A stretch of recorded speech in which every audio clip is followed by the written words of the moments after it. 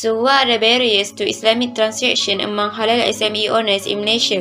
In general, just like other businesses, halal SME owners also face challenges in transaction management, such as barriers to becoming Islamic financial literate.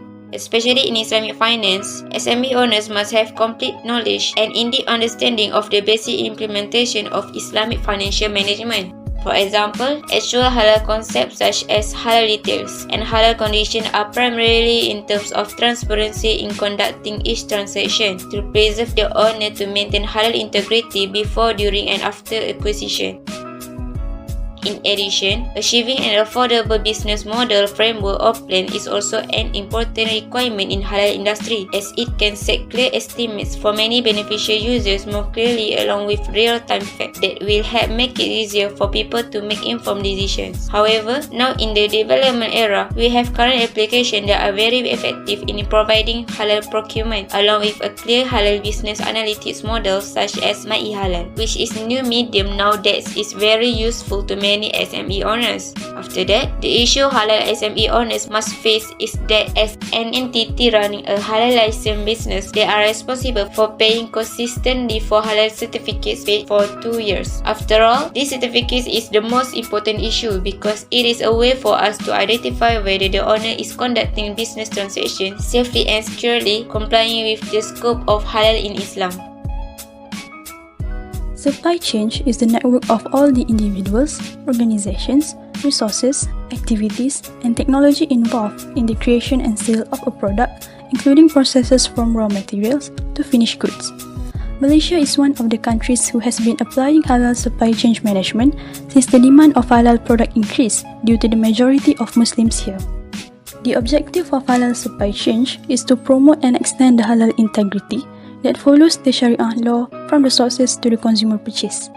Muslims are very sensitive with halal status in order to ensure the cleanliness and manufacturing procedures of a product. The importance of halal supply chain is to boost consumer confidence. Muslims are very careful in choosing products to buy. For instance, Muslim consumers in Malaysia always look for halal logo when buying something, where halal logo portray that the product has been approved by Jabatan Kemajuan Islam Malaysia, or known as JAKIM, as a halal product. However, there are also cases where some businesses falsify the halal logo. They get caught and raided by JAKIM for having fake halal certificate. With regard to this, JAKIM urged to find ways to avoid these cases happening again. Awareness on the standardized halal logo according to countries should be increased by having it widespread in social media. Other than that, a good halal supply chain management can get the companies or businesses to be more competitive in the market. This management's implementation has relational factors that lead to improved business performance. Nestle Malaysia, for example, shared their knowledge and expertise in the local halal food industry in order to provide value and enhance standard to compete in the global market. together with the policies and action plans by the government, which shows support to SMEs in ensuring their growth. In countries and regions where Islamic finance is thriving, SMEs face similar challenges undermining one of Islamic finance main goals, which is providing access to financing to all Sharia-compliant businesses, regardless of their size. Various financial institutions and regulatory bodies have claimed that Islamic finance is more stable than conventional finance in the aftermath of recent global financial. This argument is backed up by the Islamic Financial Foundation, which is built on strong ethical principles and prohibits interest, speculation, and asset-based financing.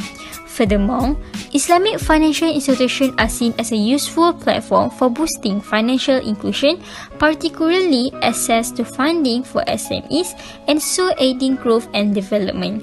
When it comes to operating Islamic financial institutions around the world, the Islamic finance industry's rise cannot be questioned. Furthermore, with the increased worldwide visibility of Islamic financing, SMEs should see it as the chance to distinguish themselves as Islamic finance, which can assist in promoting the SME industry. The involvement of banks is considered as critical to the growth of SMEs through increasing access to capital. At the Islamic Finance Rendezvous series in January 2019, Bank Negara Assistant Governor Adnan Zailani Muhammad Zahid said, Islamic finance may operate as an enabler of growing SMEs in relevant areas, providing an alternative form of financing for SMEs. In Indonesia, for example, a study investigated present practice concerns among Islamic financial institutions and offered a better method. The study recommends reducing asymmetry of information by developing a database of SMEs in each region and valuing them to get an inventive credit. Indonesian Islamic banks are about to increase their financing margins. In conclusion, Islamic finance greatly helps and gives a lot of benefits to SMEs in solving all the problems and challenges they face. In fact, Islamic finance also is very helpful in growth and development of SMEs because there is a lot of evidence that shows the reputation of SMEs is getting better because it is based on Islamic financing that complies with all ethics and Sharia compliance.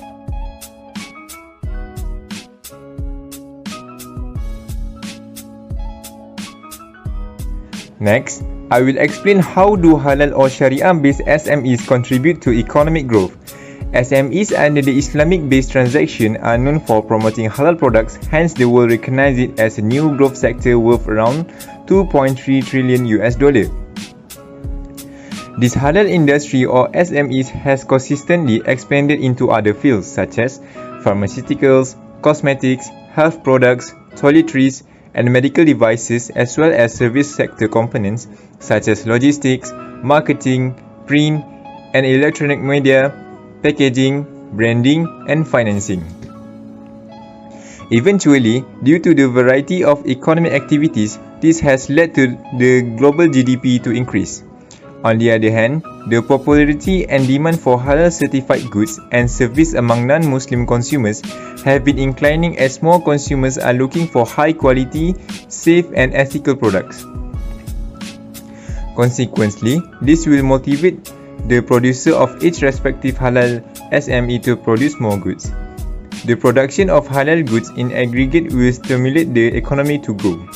Next, at the macro level, SMEs under the Islamic-based transaction manage to reduce unemployment, especially in developing countries such as Malaysia, Indonesia and Jordan. This is because the Muslims feel secure as they are not dealing with any haram or prohibited things such as wine, pork and others.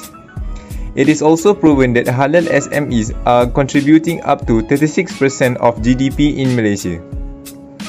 Furthermore, the existence of financing products in Islamic finance such as mudarabah, musyarakah and murabaha also contribute to economic growth. I would choose Indonesia as an example because the microfinance institutions in Indonesia are one of the best among the other Islamic countries. Financing products are expected to run in balance because it is very useful for the community. In practice, however, most Sharia microfinance institutions still prioritize the implementation of products that are considered safe and profitable. Sharia microfinance institutions are expected to prosper the community, but on the other hand, Islamic microfinance institutions are inseparable from the existence of business practice that take profit and loss. Financing products that become a favorite of Sharia microfinance institutions are murabaha. Murabaha financing is in great demand because the risks are small and tend to be profitable. But on the other hand, this financing only makes the customer a consumer because the money is used for consumption. While mudarabah financing into the product of Sharia financial institutions, they are portionless. Mudarabah financing does have a weakness of risk level and is less profitable, whereas the financing of mudarabah is very good if the financial institutions applies it to the bridge micro entrepreneurs so that the lower level economy is lifted up.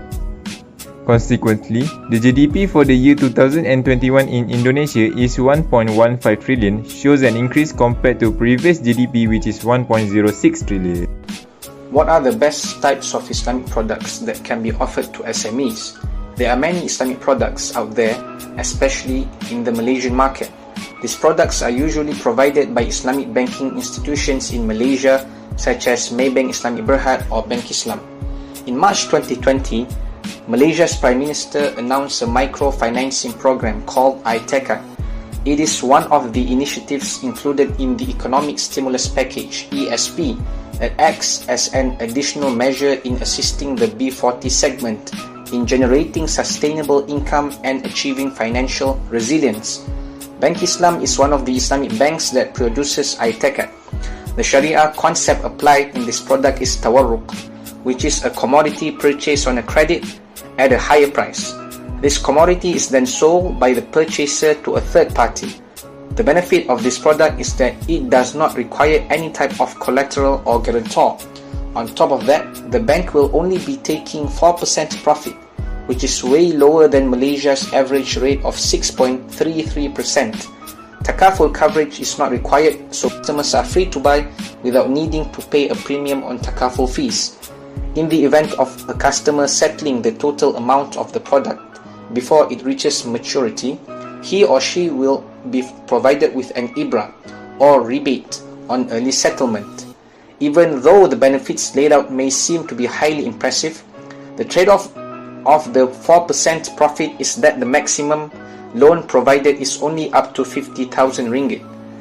This is certainly way lower than other conventional loans that finance up to millions of dollars like provided by RHB Bank's SME online financing. The Business Accelerator Program (BAP) by SME Bank Group is a good alternative if we prefer loans that finance higher amounts. The program finances up to 1 million ringgit, also with a profit rate of 4%. The downside is the need for collateral of fixed assets, cash for working capital financing, guarantees from directors or shareholders, and the need for takaful coverage.